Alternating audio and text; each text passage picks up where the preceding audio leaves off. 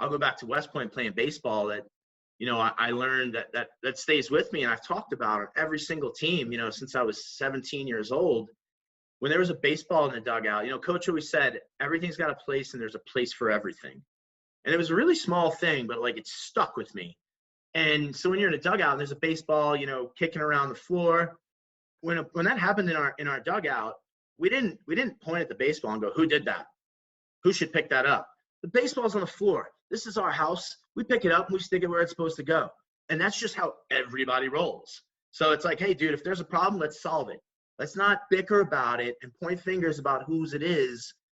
Let's just solve the problem. And I remember in combat, right? So in combat, when you're running on a convoy and you start taking fire and something gets blown up, the last thing you do is pointing fingers to say who didn't see that sniper or who didn't see that bomb. Or no, you react, you take care of the whole situation, you get out of the kill zone, you get back, and then you talk about what happened, and then you put some things and measures in place so that, next time it doesn't happen, or next time, you prevent what you can. But 9 times out of 10, nature, the universe is going to do what it wants to do, and you can't really control the outputs. You can control the inputs, but not the outputs. So that whole blame thing, I try to throw that out. And with that personal responsibility part of the attention, love, and care to everything, and the preparation, communication, and fun, it really sets, a kind of a nice stage. Now, I talked a little bit about kind of the safety and diversity and inclusion. Like those are buzzwords now, and I get it,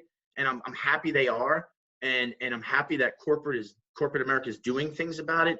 But the reality of it, when you really, really look at it, what you're trying to do is create an environment where people can be more of themselves and feel accepted, feel loved, feel cared for, and feel safe to speak. The growth mindset is something that is non-negotiable. I've hired a ton of people in the last 10 years. And one of the first things the first question I always ask them is, do you love people? And if their answer is short, I say, tell me more about that. Just let's hear it, man. And that's number one. But number two is, I try to figure out if they have a fixed mindset or a growth mindset. And we all know the fixed mindset people. You can't teach them anything. They know it all. They know how it goes. I've been doing this for 25 years. I love that, right? That doesn't mean you've been doing it right, dude. Like the world's changed a little bit in 25 years. We didn't have iPhones 25 years ago, man. Like things are different.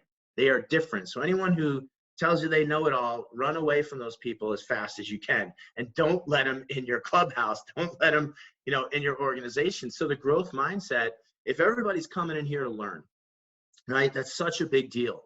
And everybody's coming in here to develop, then we can get to a place where they're going to connect more deeply. They're going to feel good. They're going to have a self-respect, right? So I think when we develop, when we do hard things and we get out of our comfort zone, we develop a modicum of self-respect, right? That little bit of self-respect goes such a long way. It's something no one can give us. Nobody, not even the person we look up to the most. They can't make us feel that.